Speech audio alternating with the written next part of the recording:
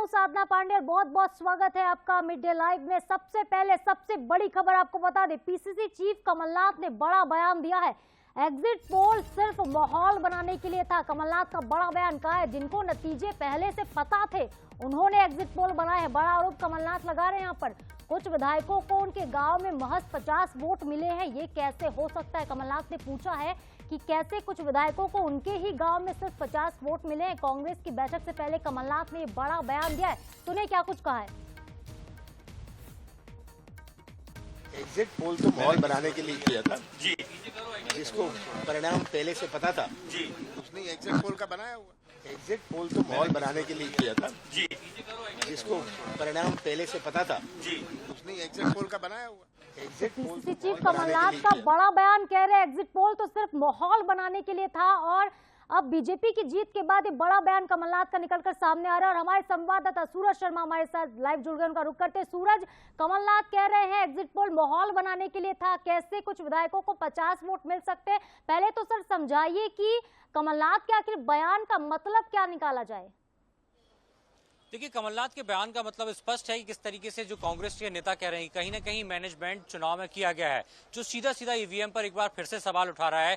कांग्रेस के तमाम नेता यही कह रहे हैं कि डाक मतपत्रों में कांग्रेस को जीत मिली हुई है, लेकिन ईवीएम में आखिर क्यों कांग्रेस हारी है। और कमलनाथ भी स्पष्ट तौर पर यही कह रहे हैं कि जिस तरीके के जो एग्जिट पोल आ रहे थे, हमने देखा 160 से 162 सीटें भारतीय जनता पार्टी को दिखाते नजर आ रहे हैं। तो ये एग्जिट पोल जो है वो पहले से बीजेपी के लिए माहौल बनाने का काम किया है। कहीं ना कहीं पूरा मैनेजमेंट था, पूरा मामला सेट था। शायद यही कारण है कि कई विधायक ये कहते नजर आ रहे हैं कि जिस क्षेत्र में वो रहते हैं, जिस गांव में वो रहते हैं, वहां पर सिर्फ 50 वोट उन्हें मिले हैं। ये कैसे संभव है? कम से कम एक बूथ की बात करें तो साधना 1000 मतदाता मिनिमम एक बूथ पर होते हैं। तो ऐसे में जो विधायक जिस क्षेत्र में रह रहा है, जिस गांव में रह रहा है, जिस बूथ का वो मतदाता है, उस बूथ पर उसे 50 वोट मिले हैं।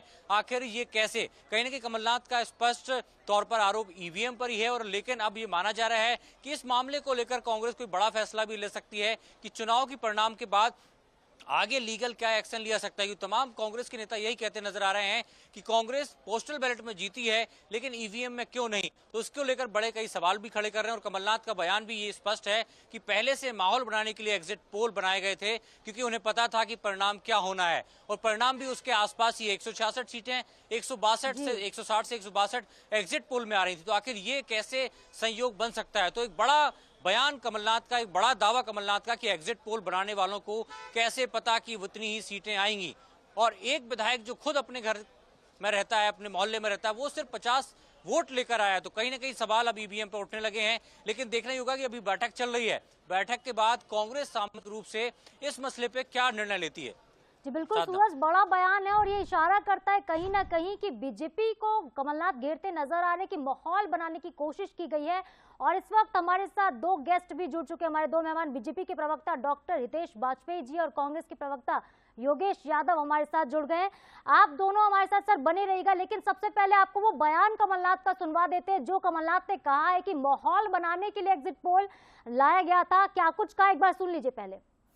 एग्जिट पोल तो माहौल बनाने के लिए किया था जी, जिसको परिणाम पहले से पता था जी, उसने एग्जिट पोल का बनाया हुआ।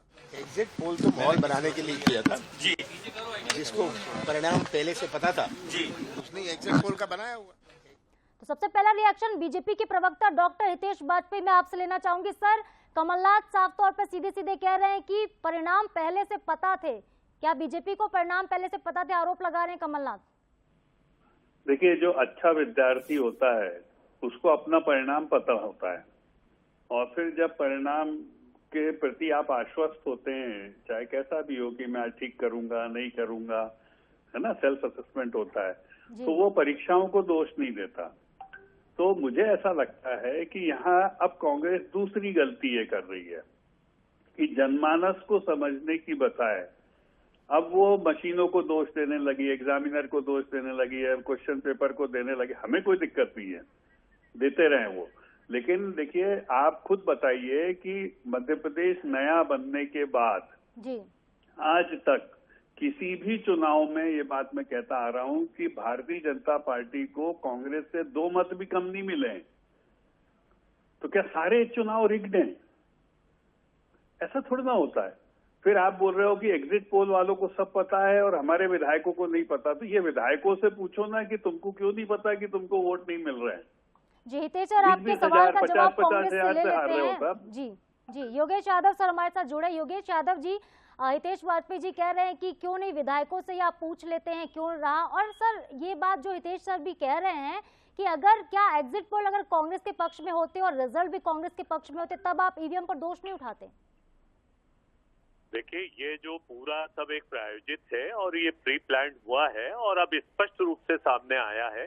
कमलनाथ जी के आरोप में सत्यता है, प्रामाणिकता है। मेरा निजी तौर पर अनुभव है कि एक वार्ड जहां पर 850 वोटर्स थे वहां 550 के करीब वोटिंग हुआ। उसके बाद वो जो वार्ड है वो जो बूथ है, वो बूथ पर संभावित 500 से 550 वोट संभावित थे। वो नॉन पॉलिटिकल सर्वे में भी ये बात सामने आ गई, लेकिन वहां कांग्रेस को मात्र 47 वोट मिले। उसके बाद एक नॉन पॉलिटिकल सर्वे किया गया, वहां पर वो वापस 500 प्लस वोट हो रहे हैं। तो इसका मतलब ये है कि कहीं ना कहीं से ईवीएम पर हमारी जो शंका, अब हम शंका करते हैं तो ये कहते हैं हार रहे हैं तो आरोप लगा रहे हैं। अरे भाई, आप डर क्यों रहे हैं? आप एक स्पष्ट रूप से कह दीजिए, जब अमेरिका के कैलिफोर्निया में इसको बैन किया गया है, बैलेट पर चुनाव होते हैं, तो आप लोग बैलेट पर पारदर्शिता क्यों नहीं है? आप इतने आत्मविश्वासी हैं, आप इतनी स्पष्टता रखते हैं, और ये परिणाम तो असंभावित रहे ना, कि हम कल्पना ही नहीं कर सकते कि क्षेत्र में जहां लोग कह रहे हैं कि भाई 19-20 हो रहा है, वहां 35,000, 40,000 की हार, 65,000 की हार, 1 लाख वोट की हार।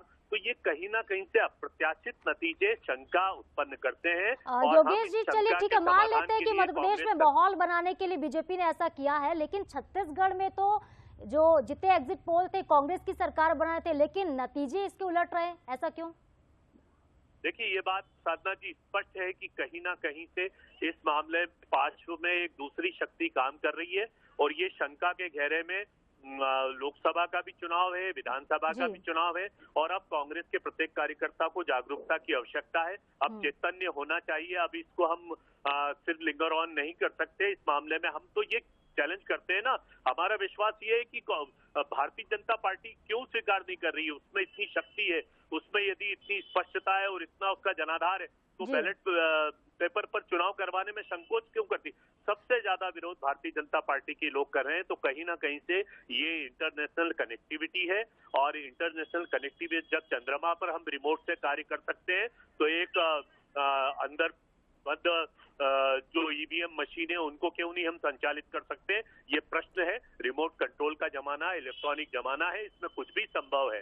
इसलिए ठीक है सर, आप ईवीएम पर सवाल खड़े कर रहे हैं। हर बार यही होता है, कहीं ना कहीं जब पार्टियां हार जाती है तो मशीनों पर सवाल खड़े करने लगती है। फिलहाल के लिए बहुत बहुत शुक्रिया, क्योंकि नतीजे सामने। और हितेश सर, आप हमारे साथ बने रहेंगे।